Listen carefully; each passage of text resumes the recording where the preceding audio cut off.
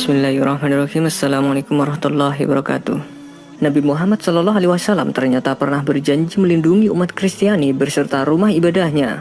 Janji itu dinyatakan kepada umat Kristiani dari Najran, wilayah di Arab Saudi yang berbatasan dengan Yaman. Kendati janji ini disampaikan kepada Nasrani Najran, tapi ia tidak terbatas buat mereka, namun buat semua kaum Nasrani di seluruh persada bumi dan sepanjang masa. Inilah bukti adanya toleransi yang pernah dipraktikkan Rasulullah SAW. Najran dan kelompoknya serta penganut agama Nasrani di seluruh dunia berada dalam perlindungan Allah dan pembelaan Muhammad Rasulullah menyangkut harta benda, jiwa dan agama mereka, baik yang hadir dalam pertemuan ini maupun yang gaib, termasuk juga keluarga mereka, tempat-tempat ibadah mereka dan segala sesuatu yang berada dalam wewenang mereka. Sedikit atau banyak, saya berjanji melindungi pihak mereka dan membela mereka, gereja dan tempat-tempat ibadah mereka, serta tempat-tempat pemukiman para rahib dan pendeta-pendeta mereka. Demikian juga tempat-tempat suci yang mereka kunjungi. Saya juga berjanji memelihara agama mereka dan cara hidup mereka dimanapun mereka berada, sebagaimana pembelaan saya kepada diri dan keluarga dekat saya, serta orang-orang Islam yang seagama dengan saya. Karena saya telah menyerahkan kepada mereka perjanjian yang dikukuhkan Allah, bahwa mereka memiliki hak serupa dengan hak kaum muslimin, dan kewajiban serupa dengan kewajiban mereka.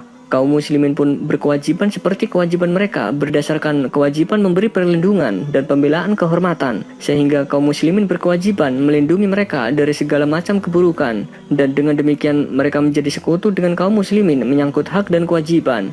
Tidak boleh uskup dari keuskupan mereka diubah, tidak juga kekuasaan mereka atau apa yang selama ini mereka miliki. Tidak boleh juga dituntut seseorang atas kesalahan orang lain, sebagaimana tidak boleh memasukkan bangunan mereka ke bangunan masjid atau perumahan kaum muslimin. Tidak boleh juga mereka dibebani kezaliman menyangkut pernikahan yang mereka tidak setujui. Keluarga wanita masyarakat Nasrani tidak boleh dipaksa mengawinkan anak perempuannya kepada pria kaum muslimin. Mereka tidak boleh disentuh oleh kemudaratan. Kalau mereka menolak lamaran atau enggan mengawinkan karena perkawinan tidak boleh terjadi, kecuali dengan kerelaan hati.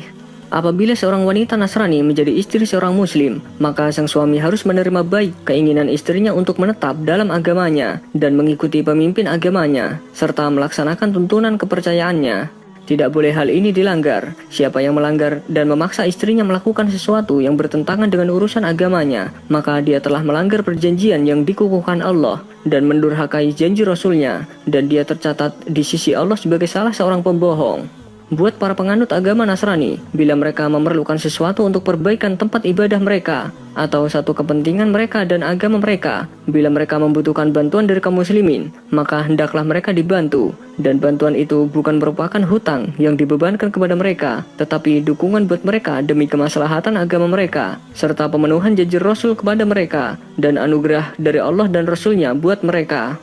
Tidak boleh seorang Nasrani dipaksa untuk memeluk agama Islam. Janganlah mendebat orang-orang Yahudi dan Nasrani yang berselisih pendapat denganmu, kecuali dengan cara yang paling baik, kecuali dengan orang-orang yang melampaui batas. Dan katakanlah, kami percaya dengan apa yang diturunkan Allah kepada kami, yaitu Al-Quran, juga dengan apa yang diturunkan kepada kalian, yaitu Taurat dan Injil. Tuhan kami dan Tuhan kamu adalah satu, dan kami hanya tunduk kepadanya semata.